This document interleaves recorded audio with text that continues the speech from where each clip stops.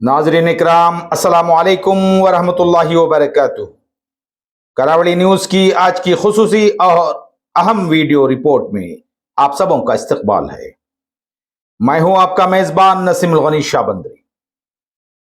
भटकल तालुका के जंगलाती जमीन के हुकूक की तहरीक के कारकुनान की मशावरती मीटिंग। भटकल तालुका में जंगलाती जमीन के हुकूक के हुसूल के लिए सरगर्म कारकुनान की एक अहम मशावरती मीटिंग मुनक़द हुई, जो होटल कोला पैराडाइज में मुनक़द की गई थी। इस इजलास में बड़ी तादाद में लोग अपने जायज हुकूक के तहफ़्फ़ुज़ और हुसूल के लिए जमा हुए थे। मीटिंग की सदारत तालुका सदर रामा मुगेर ने की, जबकि जिला सदर चंद्रकांत कोचरेकर ने भी खुसूसी तौर पर शिरकत की। इस मौके पर डॉक्टर नागेश नायक कागाल, इनायतुल्लाह शाबंदरी, एमडी नायक और गणपति नायक, रिजवान शाबुल्ली, समीउल्लाह शेख समेत दिगर अहम शख्सियात और कारकुनान मौजूद थे।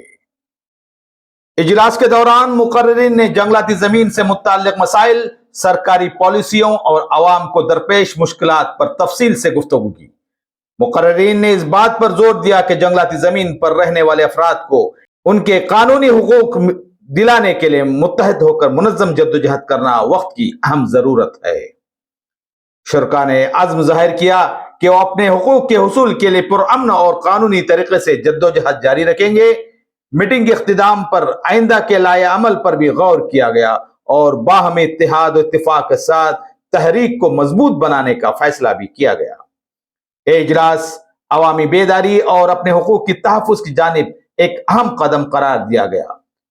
नाजरीन, ये थी हमारी आज की खास और अहम वीडियो रिपोर्ट। आइंदा एक और नई वीडियो के साथ आपसे मुखातिब रहूंगा। तब तक के लिए अपने दोस्त को इजाजत दें। आदाब। ತಾವೇನು ಅತಿಕ್ರಮಣಕ್ಕೆ ಅರ್ಜಿಯನ್ನು ಕೊಟ್ಟಿದ್ದೀರಿ GPS ಎಲ್ಲ ಆದಮೇಲೆ ಆ ಅರ್ಜಿ ಅತಿಕ್ರಮಣಕ್ಕೆ ಏನು ಅರ್ಜಿ ಕೊಟ್ಟಿದ್ದೀರಿ ಆ ಅರ್ಜಿ ಹೋದದ್ದು AC ಕಮಿಟಿಯಲ್ಲಿ DC ಕಮಿಟಿಯಲ್ಲಿ ಸಂಪೂರ್ಣವಾಗಿ ರಿಜೆಕ್ಟ್ ಆಗಿದೆ.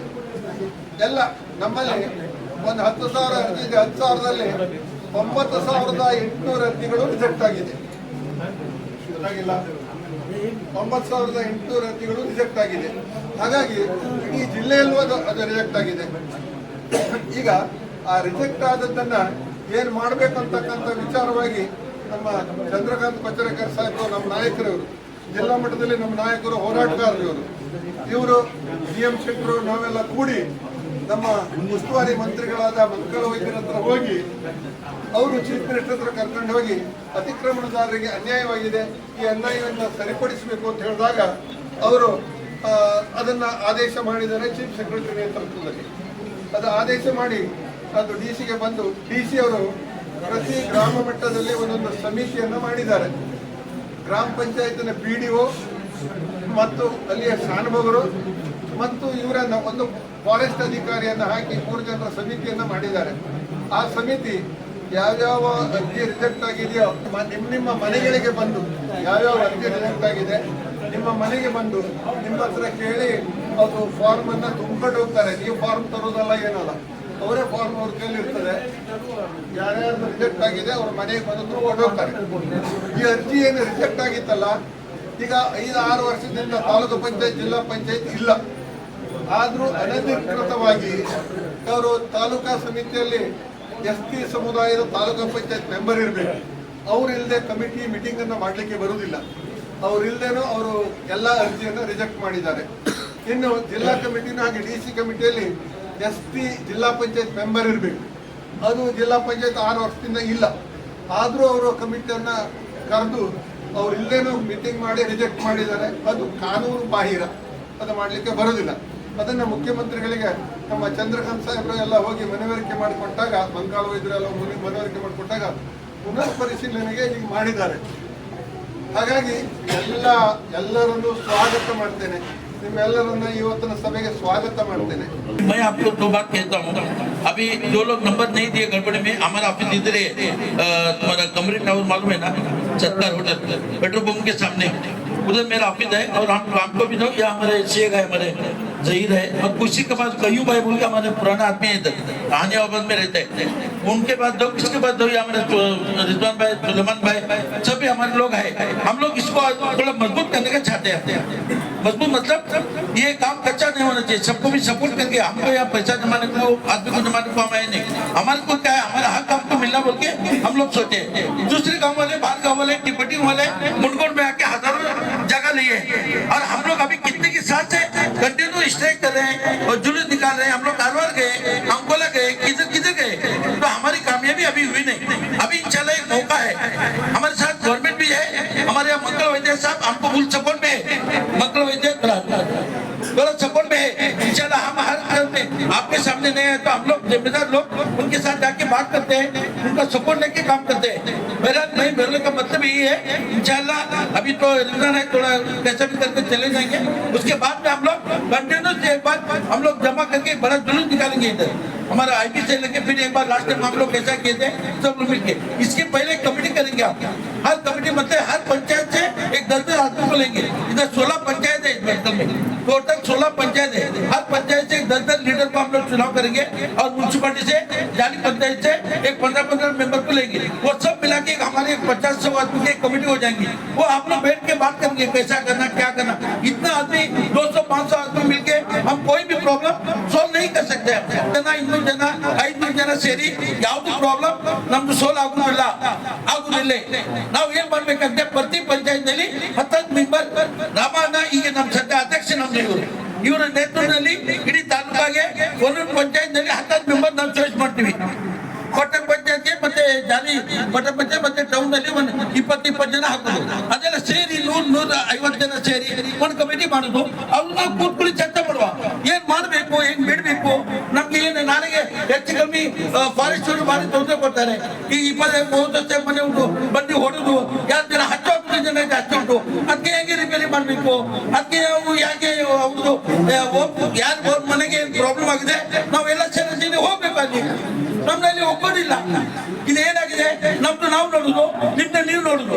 हमारा क्या हुआ है, हमारे घर में प्रॉब्लम होता है, हम यहाँ से अपना देखते, हम अपना देखने का आप अपना ऐसा नहीं होना चाहिए। एक लोग को सपोर्ट करेंगे ना तो फॉरेस्ट वाले भी हमको डर जाएंगे। अपन फॉरेस्ट वाले तोड़ने पिटाए सब लोग 100-200 आदमी जमा हुए तो प्रॉब्लम थोड़ा हटते वो लोग, और वो लोग छोड़ेंगे, हम लोग दूर से देखेंगे खाली, उसको तकलीफ होने दोगे, ये अच्छी बात नहीं है।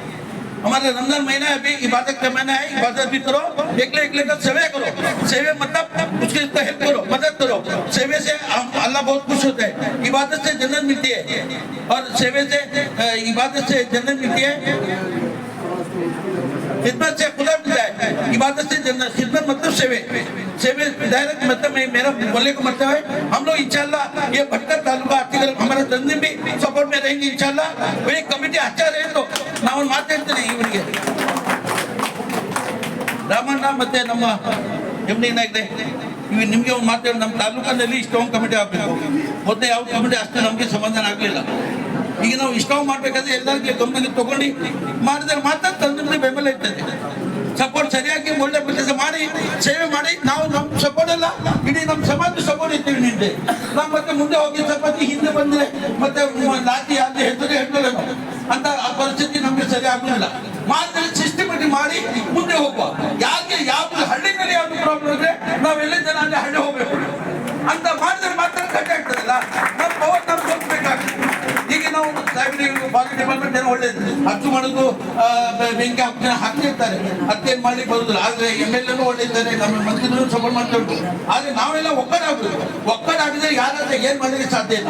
ಮತ್ತೆ ಇದು ನಾತಿಗಳು ಕಮಿಟಿ ಅಂದ್ರೆ ಹಿಂದೂ ಮುಸ್ಲಿಂ सौहार्द कमेटी को कम्युनल हर बनी सब हिंदू मुस्लिम मिलके हमारे कौन सा जात पात नहीं इस कमेटी में ಯಾವುದು ಜಾತಿ ಇಲ್ಲ ಬರೀ ಎಲ್ಲ ಸಮಾಜದ ನಮ್ಮ ಕಮಿಟಿ ಇದ್ದಾರೆ. ನೀವು ನಮ್ಮ ಜೊತೆ ಇರಿ, ಮುಂದೆ ಏನೇನು ಮಾಡಬೇಕು ನಾವು ಪ್ಲಾನ್ ಮಾಡಿ ಕೆಲಸ ಮಾಡುವ.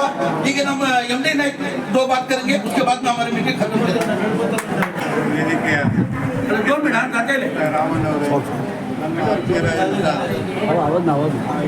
ಸಾಮಾನ್ಯವರೇ, ಪತ್ರಿಕರವರೇ, ನಮ್ಮ ಇನ್ನೂರು ಆತ್ಮೀಯರಾಗಿರ್ತಕ್ಕಂಥ ನಾಗೇಶ್ ಪ್ರೊಫೆಸರ್ ಅವರೇ, ಬೆಳಿಗ್ಗೆ ಸಾಲಗಾರರ ಕ್ಷೇಮಾಭಿವೃದ್ಧಿ ಸಂಘದ ಅಧ್ಯಕ್ಷರಾಗಿದ್ದ ಗಣಪತ್ ನಾರಾಯಣ ಅವರೇ, ಪ್ರೊಫೆಸರ್ ಆಗಿರ್ತಕ್ಕಂಥ ಎಂ ಮುಲ್ಲ ಅವರೇ, ಕಯ್ಯೂಮ್ ಅವರೇ, ಹಾಗೂ ಇಲ್ಲಿ ನೆರೆದಿರ್ತಕ್ಕಂಥ ನನ್ನ ಎಲ್ಲ ಆತ್ಮೀಯ ಅತಿಕ್ರಮಣ ಬಂಧುಗಳೇ, ನಾವು ಮಾರಬೇಮಗರಿಯವರು ಒಂದು ವಿಚಾರವನ್ನು ನಾವು ಹಂಚಿಕೊಂಡಿವಿ.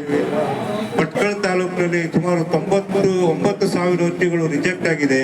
ಈಗಾಗಲೇ ಸರ್ಕಾರ ಒಂದು ಪುನರ್ ಪರಿಶೀಲನೆ ಮಾಡ್ತಕ್ಕಂಥ ಒಂದು ಆದೇಶ ಗ್ರಾಮ ಪಂಚಾಯತ್ ಮಟ್ಟದಲ್ಲಿ ಆದೇಶ ಆಗಿದೆ. ರೈತರಿಗೆ ಮತ್ತು ಪ್ರತಿಭಟನಾದಾರರಿಗೆ ಸರಿಯಾದ ಮಾಹಿತಿಗಳಿಲ್ಲ. ಮತ್ತು ಸಭೆಗಳನ್ನು ಕರೆದು ಅವ್ರಿಗೆ ಸರಿಯಾದ ಮಾಹಿತಿ ಕೊಡ್ತಕ್ಕಂಥ ಕೆಲಸವನ್ನು ಮಾಡಬೇಕು ಅನ್ನುವಂಥದ್ದು ನಾವು ಏನಾಯ್ತು ಅವರು ಸೇರಿ ಕೂತು ಮಾತಾಡಿದಾಗ ಇವತ್ತು ನಾವು ಈ ಕೋಲಾ ಪ್ರದೇಶದಲ್ಲಿ ಒಂದು ಸಭೆಯನ್ನು ಕರೆದಿದ್ದೇವೆ. ಕಾರಣ ಏನಂತ ಹೇಳಿದ್ರೆ, ಗ್ರಾಮ ಪಂಚಾಯತ್ ವ್ಯಾಪ್ತಿಯಲ್ಲಿ ಎಲ್ಲ ಅರ್ಜಿಗಳು ರಿಜೆಕ್ಟ್ ಆಗಿರ್ತಕ್ಕಂಥದ್ದನ್ನ ಮರುಪರಿಶೀಲನೆಗೆ ಒಂದು ಆದೇಶ ಬಂದಿದೆ. ಅದು ಏನಿದೆ ಅಂತ ಹೇಳಿದ್ರೆ, ಏನು ರಿಜೆಕ್ಟ್ ಆಗಿದೆ ಅದನ್ನು ಪುನರ್ ಪರಿಶೀಲನೆ ಮಾಡಿ ಮುಂದೆ ಅದನ್ನ ಆಯ್ಕೆ ಮಾಡ್ತಕ್ಕಂಥದ್ದು ಅವಕಾಶ. ಅದಕ್ಕೆ ಯಾವ ಕಮಿಟಿಯಲ್ಲಿ ವಿಡಿಯೋಗಳು ಇರತಕ್ಕಂಥದ್ದು, ಶಾನ್ಭಾಗರು ಮತ್ತು ಸರ್ವೆಯವರು ಮತ್ತು ಅರಣ್ಯ ಇಲಾಖೆಯ ಫಾರೆಸ್ಟ್ ಅವರು, ಇವರು 4-5 ಜನರ ಟೀಮ್ ಅದು. ಅದರಲ್ಲಿ ಸಾರ್ವಜನಿಕ ವ್ಯಕ್ತಿಗಳು ಯಾರು ಇರುವುದಿಲ್ಲ, ಅಧಿಕಾರಿಗಳೇ ಇರ್ತಕ್ಕಂಥದ್ದು ಒಂದು ಟೀಮು. ಅವ್ರು ಏನ್ ಮಾಡ್ತಾರೆ ಅಂತ ಹೇಳಿದ್ರೆ, ನಿಮ್ಮ ಮನೆಗಳಿಗೆ ಬಂದು ನಿಮ್ಮ ಏನು ಅಭಿಪ್ರಾಯ ಕೇಳ್ತಾರೆ. ಎಷ್ಟು ವರ್ಷಗಳಿಂದ ನೀವು ಈ ಜಾಗವನ್ನ ಕಬ್ಜದಲ್ಲಿದೆ, ನೀವು ಎಷ್ಟು ವರ್ಷಗಳಿಂದ ನೀವು ಜಾಗವನ್ನ ವೈಭೋಗ ಮಾಡ್ಕೊಳ್ತಿದ್ದೀರಿ. ಅವಾಗ ನೀವು ಸತ್ಯ ಕೆಲವರು ಹೇಳ್ತಾರೆ 5 ವರ್ಷ, 10 ವರ್ಷ, 15 ವರ್ಷ, 20 ವರ್ಷ, 50 ವರ್ಷ. ಅದು ಏನು ಸರ್ಕಾರದ ಏನು ನೀವು ಉದ್ದೇಶ ಇದೆ ಅಂದ್ರೆ, ಪಾರಂಪರಿಕ ವಾಸವಾಗಿರ್ತಕ್ಕಂಥದ್ದು ಮಾತ್ರ ಮಂಜೂರಿ ಮಾಡ್ಲಿಕ್ಕೆ ಅವಕಾಶ ಇದೆ. 5-10 ವರ್ಷ, 15 ವರ್ಷ ಇದ್ದವರು ರಿಜೆಕ್ಟ್ ಮಾಡ್ತಾರೆ. ಅದನ್ನ ನಿಮ್ಮ ಮೂಲಕನೇ ನಿಮ್ಮನ್ನೇ ಪಂಚನಾಮೆ ಮಾಡಿ ನಿಮ್ಮ ಸಹಿ ತಗೊಂಡೇ ಮಾಡ್ತಕ್ಕಂಥದ್ದು ಒಂದು ವ್ಯವಸ್ಥಿತ ಕಾನೂನನ್ನು ತಗೊಂಡು ಬಂದಿದ್ರಿಂದ, ನೀವು ಈಗ ಸಹಿ ಹಾಕಿದ್ರೆ ಪಂಚನಾಮೆಯನ್ನು ನೋಡ್ದಿನ ಸಹಿ ಹಾಕಬಾರ್ದು ಅಂತಕ್ಕಂಥ ವಿಷಯವನ್ನು ತಮ್ಮ ಗಮನಕ್ಕೆ ತರಲಿಕ್ಕೆ ನಾವು ಈ ಸಭೆಯನ್ನು ಕರೆದಿದ್ದೇವೆ. ಕಾರಣ ಎಷ್ಟಂದ್ರೆ, ರಾಮಣ್ಣ ಅವರು ಒಂದು ನೇತೃತ್ವದಲ್ಲಿ ನಾವು 2010ರಲ್ಲಿ ಅಂಜಮಾನ್ ಸ್ಕೂಲಿಂದ ಒಂದು ದೊಡ್ಡ ಬೃಹತ್ ಸಭೆಯನ್ನು ಭಟ್ಕಳ ತಾಲೂಕನ್ನು ನಾವು ಮಾಡಿದ್ವಿ. ಅತಿಕ್ರಮಣದಾರರ ಸಮಸ್ಯೆಗಳ ಆಲಿಸುವ ಸಲುವಾಗಿ ಮಾನ್ಯ ಅರಣ್ಯ ಇಲಾಖೆಗೆ ಗುತ್ತಿಗೆ ಹಾಕಿ ಆಗೋಟಮಪ್ಪ ನೇತೃತ್ವದಲ್ಲಿ ನಾವು ಮಾಡಿದ್ವಿ. ಅಂದಿನಿಂದ ಇವತ್ತಿನವರೆಗೂ ನಾವು ಸಮಸ್ಯೆಯಲ್ಲೇ ಇದ್ದೇವೆ. ಇವತ್ತಿನವರೆಗೂ ನಮಗೆ ಮಂಜೂರಿಯ ಭಾಗ್ಯ ಬರಲಿಲ್ಲ. ಮುಲ್ಲಾ ಸಾಹೇಬ್ರು ಹೇಳುವಾಗ ಕೇರಳದಲ್ಲಿ ಆಗ್ತದೆ, ಆಂಧ್ರದಲ್ಲಿ ಆಗ್ತದೆ, ಕರ್ನಾಟಕದಲ್ಲಿ ಯಾಕೆ ಆಗುದಿಲ್ಲ? ಕರ್ನಾಟಕದಲ್ಲಿ ಇರ್ತಕ್ಕಂಥ ರಾಜಕಾರಣಿಗಳು ಇಷ್ಟಶಕ್ತಿ ಕೊರತೆ ಇದೆ. ಅವರಿಗೆ ಮತದಾರರು ಮತ ಮಾತ್ರ ಬೇಕೇನು ವಿನ ಅವ್ರಿಗೆ ಅವಕಾಶ, ಅವರಿಗೆ ನ್ಯಾಯ ಕೊಡ್ತಕ್ಕಂಥ ಕೆಲಸವನ್ನು ನಮ್ಮ ಈ ಪ್ರತಿನಿಧಿಗಳು ಮಾಡ್ತಾ ಇಲ್ಲ. ಅದನ್ನು ನಾವು ಪರಿಣಾಮಕಾರಿ ಅವರಿಗೆ ಗಮನಕ್ಕೆ ತಂದು ಸರ್ಕಾರ ಮಟ್ಟದಲ್ಲಿ ಅದನ್ನು ಕೆಲಸ ಮಾಡ್ಕೊಳ್ಳಿಕ್ಕೆ ಇವತ್ತು ನಾವು ನಿಮ್ಮ ಮೂಲಕ ಒಂದು ಮನವಿ ಮಾಡುವುದು ಏನಂತ ಹೇಳಿದ್ರೆ, ಯಾವುದೇ ಒಂದು ಅತಿಕ್ರಮಣ ವ್ಯಕ್ತಿಯನ್ನ ತಿರಸ್ಕರಿಸೇ ಮಾಡಬಾರ್ದು. ಅವರಿಗೆ ಆದ್ಯತೆ ಮೇರೆಗೆ ಅವರು ಮಂಜೂರು ಮಾಡ್ತಕ್ಕಂಥ ಕೆಲಸ ಆಗ್ಬೇಕು ಸರ್ಕಾರ ಮಟ್ಟದಲ್ಲಿ ಅಂತ ಹೇಳಿ ನಂಗೆ ಇಲ್ಲಿ ಮಾತಾಡಲಿಕ್ಕೆ ಅವಕಾಶ ಕೊಟ್ಟ ಸಂಘಟಕರಿಗೆ ವಂದಿಸಿ ನನ್ನ ಮಾತನ್ನು ಮುಗಿಸ್ತೇನೆ. ನಾನು ಕಳೆದ ಸುಮಾರು 15-20 ವರ್ಷಗಳಿಂದ ಈ ಹೋರಾಟದಲ್ಲಿ ಇದ್ದೇವೆ. ಈ ಒಂದು ಅರಣ್ಯ ಭೂಮಿ ಸಾಗುವಳಿದಾರರ ಸರಿ ಮಾಡಿ, ಸಾಕಷ್ಟು ಗೊಂದಲಗಳಿದ್ದಾವೆ. ನಮಗೆಲ್ಲ ಗೊತ್ತಿದೆ, 1978ರ ಮೊದಲೇ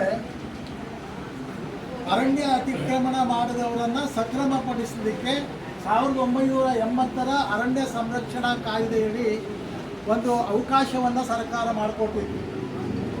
ಆದರೆ ನಮ್ಮ ಜಿಲ್ಲೆಯಲ್ಲಿ ಅದು ಸರಿಯಾಗಿ ಸಮೀಕ್ಷೆ ಆಗದೇ ಅದರ ಫಲಾನುಭವಿಗಳನ್ನು ಗುರುತಿಸಲಿಕ್ಕೆ ವಿಫಲರಾದ ನಂತರ ಕೇವಲ 1,600ರಷ್ಟು ಮಾತ್ರ ಇಲ್ಲಿ ಅತಿಕ್ರಮಣದಾರರು ಹೇಳುವಂಥದ್ದನ್ನು, ಅಂದರೆ ಹಣ ಕೊಟ್ಟವ್ರದ್ದು ಮಾತ್ರ ಆವಾಗೆಲ್ಲ ಆಗಿದೆ. ಬಡವರದು, ಹಿಂದುಳಿದ ವರ್ಗದ್ದು, ಶಿಕ್ಷಣ ವಂಚಿತರ ಆ ಸಮೀಕ್ಷೆಯಿಂದ ತಪ್ಪೋಗಿದ್ರು ಅಂತ ಹೇಳುವಂಥ ಆರೋಪಗಳು ಇದ್ದವು. ನಾವು ಆನಂತರ ಅದನ್ನು ಸರ್ಕಾರದ ಮಟ್ಟಕ್ಕೆ ಗಮನಕ್ಕೆ ತಂದಿವಿ. ಸಾಕಷ್ಟು ಹೋರಾಟಗಳು ಆಯಿತು. ಕೇಂದ್ರದ ಮನಮೋಹನ್ ಸಿಂಗ್ ಪ್ರಧಾನಿ ಅವರಿದ್ದ ಸಂದರ್ಭದಲ್ಲಿ ಅದಕ್ಕೆ ಅರಣ್ಯ ಹಕ್ಕು ಕಾನೂನು ಬಂತು. 2005ರಲ್ಲಿ ಈ ಒಂದು ಕಾನೂನು 6ರಲ್ಲಿ ಬಂತು. 2005ರ ಪೂರ್ವ ಯಾರು ಬುಡಕಟ್ಟು ಜನಾಂಗದವರು ಯಾರಿದ್ದಾರೆ, ಗೊಂಡ, ಸಿದ್ದಿ, ಬೇರೆ ಬೇರೆ ಜಾರ್ಖಂಡ್ ಆ ಕಡೆಗೆಲ್ಲ ಬೇರೆ ಬೇರೆ ರೀತಿಯ ಬುಡಕಟ್ಟು ಜನರ ಒಂದು ಅರಣ್ಯ ಒತ್ತುವರಿಗಳನ್ನು ಸಕ್ರಮ ಮಾಡುವ ಉದ್ದೇಶದಿಂದ ಈ ಕಾಯ್ದೆ ತಂದು ಕೊನೆಯಲ್ಲಿ ಅದಕ್ಕೆ ವಿರೋಧ ಆಯಿತು.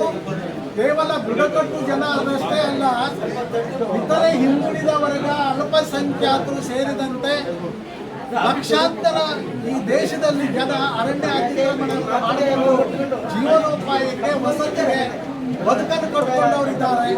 ಅವರಿಗೂ ಈ ಹಕ್ಕನ್ನು ಕೊಡಬೇಕು ಅಂತಾಗ ಆ ಕಾಯ್ದೆಯಲ್ಲಿ ಈ ಅಂಶಗಳು ಬಂದು ಅದರಲ್ಲಿ ಬುಡಕಟ್ಟು ಮತ್ತು ಇತರ ಪಾರಂಪರಿಕ ಅರಣ್ಯವಾಸಿಗಳು ಹೇಳುವಂತ ಕಾಯ್ದೆ ಜಾರಿಗೆ ಬಂತು. ಮಾತಾಡಬಾರ್ದು ಮಧ್ಯದಲ್ಲಿ.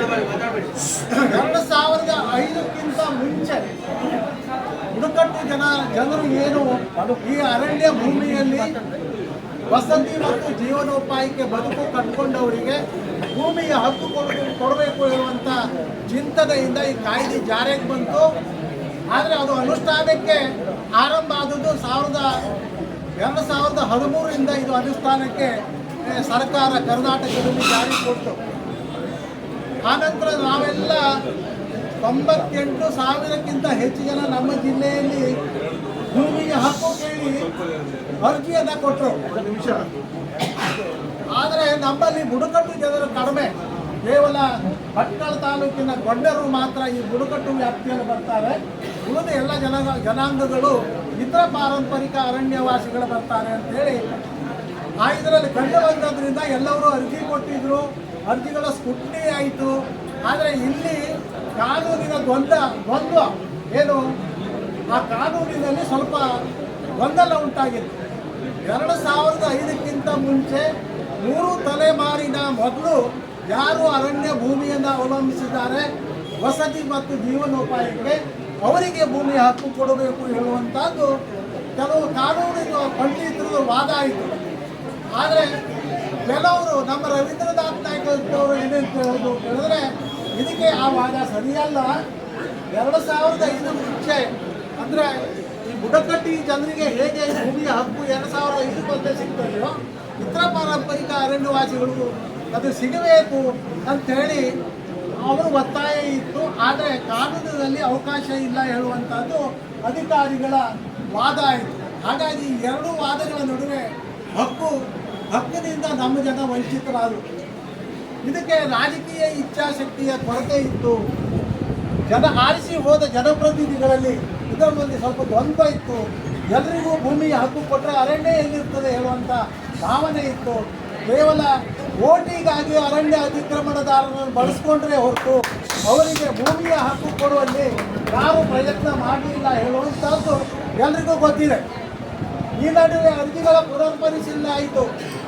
ಪುನರ್ಪರಿಶೀಲನೆ ಕಾಲಕ್ಕೆ ಸರಾಸರಿಯಾಗಿ 3 ತಲೆಮಾರಿನ ನೀವು ಏನು ಷರತ್ತು ಆ ಷರತ್ತು ಎಲ್ಲರೂ ಯಾರು ಪಾಲಿಸಲಿಲ್ಲ ಅಂತ ಪುರಾವೆಗಳು ಸಾಕ್ಷಿಗಳು ಒದಗಿಸದೇ ಇರೋದ್ರಿಂದ ನಿಮ್ಮ ಅರ್ಜಿಗಳನ್ನು ತಿರಸ್ಕರಿಸಲಾಗಿದೆ ಹೇಳಿ ಹಿಂಬರಹ ಫೈಲ್ನಲ್ಲಿ ಹಾಕಿ ಎಲ್ಲರ ಅರ್ಜಿಗಳನ್ನು ತಿರಸ್ಕಾರ ಮಾಡೋದು. ಈ ನಡುವೆ ಏನಾಯಿತು ಅಂತ ಹೇಳಿದ್ರೆ ಎಲ್ಲ 18 ಪರಿಸರವಾದಿ ಸಂಸ್ಥೆಗಳು ಸುಪ್ರೀಂ ಕೋರ್ಟಿಗೆ ಹೋದರು. ಅರಣ್ಯವಾಸಿಗಳು ಅರಣ್ಯ ಹಕ್ಕು ಕೆಳಗಡೆ ಅರ್ಜಿ ಕೊಟ್ಟಿದ್ರು. ಅವರನ್ನೆಲ್ಲ ತಿರಸ್ಕಾರ ಮಾಡಿದವರನ್ನೆಲ್ಲ ಹೊರಗಾಕಬೇಕು, ಅಲ್ಲಿ ಅರಣ್ಯ ಬೆಳೆಸಬೇಕು ಹೇಳುವಂಥದ್ದನ್ನು ಈ ಪರಿಸರವಾದಿ ಸಂಸ್ಥೆಗಳು ಸುಪ್ರೀಂ ಕೋರ್ಟಿಗೆ ಹೋದರು. ಆನಂತರ ಅದು ಮಧ್ಯಂತರ ವಿಚಾರಣೆ ಆಯಿತು. ನಮ್ಮ ಹೋರಾಟ ಸಮಿತಿಯವರು ಮತ್ತು ಅರಣ್ಯವಾಸಿಗಳ ಪರವಾಗಿ ಕೆಲವರು ವಾದ ಮಾಡಿ ಇದು ತಪ್ಪು, ಮತ್ತು ಅಲ್ಲಿ ವಸತಿ ಮತ್ತು ಜೀವನೋಪಾಯಕ್ಕೆ ಲಕ್ಷಾಂತರ ಜನ ಅರಣ್ಯ ಭೂಮಿಯನ್ನು ಅವಲಂಬಿಸಿದ್ದಾರೆ, ಅವರಿಗೆ ಭೂಮಿಯ ಹಕ್ಕು ಕೊಡಬೇಕು, ಯಾವುದೇ ಕಾರಣಕ್ಕೆ ಈ ಅರ್ಜಿಯನ್ನು ಪರಿಗಣಿಸಬಾರದು, ಜನರಿಗೆ ಭೂಮಿ ಹಕ್ಕಿ ಕೊಡಬೇಕು. ಮತ್ತು ಇದೇನಿದೆ ಅರ್ಜಿಗಳ ಪುನರ್ಪರಿಶೀಲನೆ ಆದ ಅರ್ಜಿ ತಪ್ಪಾಗಿ ಅದನ್ನು ತಿರಸ್ಕಾರ ಮಾಡಿದ್ದಾರೆ. ಅದನ್ನು ಪುನರ್ಪರಿಶೀಲನೆ ಮಾಡಿ ಪುನರ್ವಿಚಾರಣೆಯಿಂದ ಪ್ರತ್ಯಕ್ಷ ಏನು ಈ ಪರಿಶೀಲಿಸಿ ಅವರಿಗೆ ಭೂಮಿ ಹಕ್ಕು ಕೊಡಬೇಕು ಹೇಳುವಂಥ ಮಧ್ಯಂತರ ಆದೇಶವನ್ನು ಸುಪ್ರೀಂ ಕೋರ್ಟು 2019ರಲ್ಲಿ ಮಾಡಿತ್ತು. ಆದರೆ ಈ 19ರ ಆದೇಶ ಇವತ್ತು ಕೂಡ ಜಾರಿಯಾಗಲಿಲ್ಲ, ನಮ್ಮ ರಾಜ್ಯದಲ್ಲಿ ಆಗಲಿಲ್ಲ. ವಿಚಿತ್ರ ಅಂದರೆ ಬೇರೆಯ ರಾಜ್ಯ ಆಂಧ್ರದಲ್ಲಿ 68% ಅಂದರೆ 100ರಲ್ಲಿ 68 ಜನರಿಗೆ ಭೂಮಿ ಹಕ್ಕು ಕೊಟ್ಟಿದ್ದಾರೆ. ಕೇರಳದಲ್ಲಿ 76 ಜನರಿಗೆ ಭೂಮಿಯ ಹಕ್ಕು ಕೊಟ್ಟಿದ್ದಾರೆ. ನಮ್ಮ ಜಿಲ್ಲೆಯಲ್ಲಿ ಕೇವಲ 3% ಜನರಿಗೆ ಮಾತ್ರ ಭೂಮಿ ಹಕ್ಕು ಕೊಟ್ಟಿದ್ದಾರೆ. ಅದು ಬಂಡ್ಲರಿಗೆ ಮತ್ತು ಬುಡಕಟ್ಟು ಜನರಿಗೆ ಮಾತ್ರ, ಉಳಿದವರಿಗೆ ಭೂಮಿಯ ಹಕ್ಕು ಕೂಡ ಸಿಗಲಿಲ್ಲ. ಹಾಗೆಯೇ ನಮ್ಮ ರಾಜ್ಯದಲ್ಲಿ ಒಟ್ಟಾರೆಯಾಗಿ ಕೇವಲ 100ಕ್ಕೆ 4 ಜನರಿಗೆ ಮಾತ್ರ ಈ ಅರಣ್ಯ ಭೂಮಿಯ ಅತಿಕ್ರಮಣದಾರರಿಗೆ ಭೂಮಿಯ ಹಕ್ಕು ಸಿಕ್ಕಿದೆ. ಹಾಗಾಗಿ ಇಲ್ಲಿ ಏನಾಗಿದೆ, ನಮ್ಮ ಹೋರಾಟ ಹಳಿ ತಪ್ಪಿದ್ದರಿಂದಾಗಿ ಒಂದು ರೀತಿಯಲ್ಲಿ ನಾವು ಕೂಡ ಇಲ್ಲಿ ದಾರಿ ಮೇಲೆ ಬಿದ್ದಂಥ ಪರಿಸ್ಥಿತಿ ಇವತ್ತು ಅನುಭವಿಸ್ತಾ ಇದ್ದೇವೆ. ಯಾಕೆ ಕೇಳಿದ್ರೆ ಕೆಲವರು ಈ ಕಾಯ್ದೆಯಲ್ಲಿ ನಮಗೆ ಭೂಮಿ ಹಕ್ಕು ಸಿಗ್ತದೆ ಅಂತಾರೆ, ಇನ್ನೊಬ್ಬರು ಬೇಡ ಇದು ಕಾಯ್ದೆ ತಿದ್ದುಪಡಿ ಆಗದೆ ನಮ್ಗೆ ಹಕ್ಕು ಸಿಗುವುದಿಲ್ಲ ಅಂತ ಹೇಳಿದ್ರು.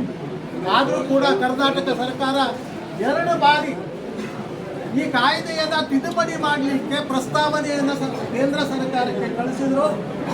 2 ಬಾರಿಯನ್ನು ಕೂಡ, ಒಂದು ಬಾರಿ 2005ಕ್ಕಿಂತ ಮೊದಲೇ ಯಾರು ಅತಿಕ್ರಮಣವನ್ನು ಮಾಡಿ ಅಲ್ಲಿ ಜಮೀನು ಏನು ತೋಟ ಮತ್ತು ಮನೆಯನ್ನು ಮಾಡಿಕೊಂಡು ಜೀವನವಾಸ ಮಾಡ್ತಾ ಇದ್ದಾರೆ ಅವರಿಗೆ ಭೂಮಿ ಹಕ್ಕು ಕೊಡಬೇಕು ಹೇಳುವಂಥ ಕಾಯ್ದೆಯನ್ನು ತಿದ್ದುಪಡಿ ಮಾಡಿದ್ರು. ಆ ಕಾಯ್ದೆಯನ್ನು ಕೇಂದ್ರ ಸರ್ಕಾರ ವಾಪಸ್ ಕಳಿಸ್ತು, ಇದು ಸಾಧ್ಯ ಆಗೋದಿಲ್ಲ ಅಂತೇಳಿ. ಆನಂತರ ಇನ್ನೊಂದು ಪ್ರಸ್ತಾವನೆಯನ್ನು ಕಳಿಸಿದ್ರು.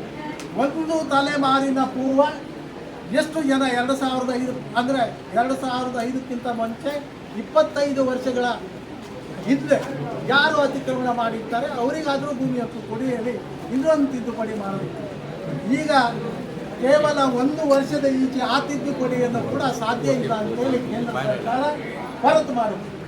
ಹಾಗಿದ್ರೆ ನಮ್ಮ ಅರಣ್ಯ ಭೂಮಿ ಅತಿಕ್ರಮಣದಾರರು ಏನು ಮಾಡಬೇಕು ಹೇಳುವಂಥ ಸಂದಿಗ್ಧ ಸ್ಥಿತಿಯಲ್ಲಿ ನಾವೆಲ್ಲ ಇರುವಾಗ ನಾವು ಇದನ್ನು ಹೀಗೆ ಬಿಟ್ಟರೆ ಆಗುವುದಿಲ್ಲ ಅಂಥೇಳಿ ನಾನು ನೇರವಾಗಿ ನಮ್ಮ ಜಿಲ್ಲೆಯ ಈ ಉಸ್ತುವಾರಿ ಸಚಿವ ಮಂಕಾಳು ವೈದ್ಯರನ್ನು ನಾನು ನಮ್ಮ GMCT ಅನುಕೂಲಾದ ಮಾಜಿ ಜಿಲ್ಲಾ ಪಂಚಾಯತ್ ಸದಸ್ಯರು, ಹೊನ್ನಾವರದ ಪ್ರೀತಿ ನಾಯಕರು, ನಾನು ಮತ್ತು ಕೆಲವು ಸ್ನೇಹಿತರೆಲ್ಲ ಸೇರಿಕೊಂಡು ರಾಮಮಂದಿರು ಅಂತವರು ಚಿಂತನೆ ಮಾಡಿ ಇದು ಹೀಗೆ ಬಿಟ್ಟರೆ ಆಗೋದಿಲ್ಲ, ಇದಕ್ಕೊಂದು ರಾಜಕೀಯ ಇಚ್ಛಾಶಕ್ತಿ ಬೇಕು. ರಾಜ್ಯ ಸರ್ಕಾರ ಅಧಿಕಾರಿಗಳ ಮಟ್ಟದಲ್ಲಿ ಒಂದು ಜನಪರವಾದ ನಿರ್ಧಾರ ತಗೊಳ್ಬೇಕು, ಆ ರೀತಿಯ ಒಂದು ಆದೇಶ ಆಗಬೇಕು ಅಂತ ಹೇಳುವಂಥದ್ದು. ಒಂದು ವಿಚಿತ್ರ ಅಂದರೆ ಒಬ್ಬ ಅಧಿಕಾರಿ, ಜಿಲ್ಲಾ ಮಟ್ಟದ ಅಧಿಕಾರಿ, ರಾಜ್ಯ ಮಟ್ಟದ ಅಧಿಕಾರಿ ಬರೆದ್ರು, ಇದನ್ನು ರಾಜ್ಯ ಸಚಿವ ಸಂಪುಟಕ್ಕೆ ನಿರ್ಧಾರ ಮಾಡುವಂಥ ಯಾವುದೇ ಅಧಿಕಾರ ಈ ಕಾನೂನಿನಲ್ಲಿಲ್ಲ. ಇದು ರಾಜ್ಯ ಮಟ್ಟದ ಮುಖ್ಯ ಕಾರ್ಯದರ್ಶಿಗಳಿಗೆ ಮಾತ್ರ ಅವರ ರಾಜ್ಯ ಮಟ್ಟದ ಒಂದು ಅರಣ್ಯ ಹಕ್ಕು ಉಸ್ತುವಾರಿ ಸಮಿತಿಯನ್ನು ಕಾಯ್ದೆಯಲ್ಲಿ ನೇಮಕ ಮಾಡಿದೆ. ಅವರಿಗೆ ಮಾತ್ರ ಈ ಅಧಿಕಾರ ಇದೆ, ಅವರು ಮಾತ್ರ ಅದನ್ನು ಅಧಿಕಾರ ಚಲಾಯಿಸಬಹುದು ಹೇಳುವಂಥ ಒಂದು ಕಾರಣದಿಂದ ನಾವು ನೇರವಾಗಿ ಮಂಕಾಳು ವೈದ್ಯರನ್ನು ಮತ್ತು ನಾವು ಒಂದು 5 ಜನರ ನಿಯೋಗ ಸೇರಿ ಮಾನ್ಯ ಮುಖ್ಯಮಂತ್ರಿಗಳಿಗೆ, ಸಿದ್ದರಾಮಯ್ಯ ಅವರಿಗೆ, ಅರಣ್ಯ ಮಂತ್ರಿ ಈಶ್ವರ ಖಂಡ್ರೆ ಅವರಿಗೆ ಮತ್ತು ಮಹದೇವಪ್ಪ ಅವರು ಸಮಾಜ ಕಲ್ಯಾಣ ಇಲಾಖೆಯ ಸಚಿವರಿಗೆ, ಹಾಗೆ ಕಂದಾಯ ಮಂತ್ರಿ ಕೃಷ್ಣ ಬೈರೇಗೌಡ ಅವರಿಗೆ ಮತ್ತು ಮುಖ್ಯ ಕಾರ್ಯದರ್ಶಿಯವರಿಗೆ ಮತ್ತು ಪರಿಶಿಷ್ಟ ಜನಾಂಗದ ವರ್ಗದ ಕಲ್ಯಾಣ ಇಲಾಖೆಯ ನಿರ್ದೇಶಕರು ಅವರನ್ನ ಭೇಟಿ ಮಾಡಿ ಈ ಸಮಸ್ಯೆಯನ್ನು ಜನರಿಗೆ ಅನುಕೂಲ ಆಗುವ ರೀತಿಯಲ್ಲಿ ಬಗೆಹರಿಸಬೇಕು. ಮತ್ತು ತಿರಸ್ಕರಿಸಿದಂಥ ಅರ್ಜಿಗಳು ನಮಗೆಲ್ಲ ಗೊತ್ತಿದೆ. ಈಗ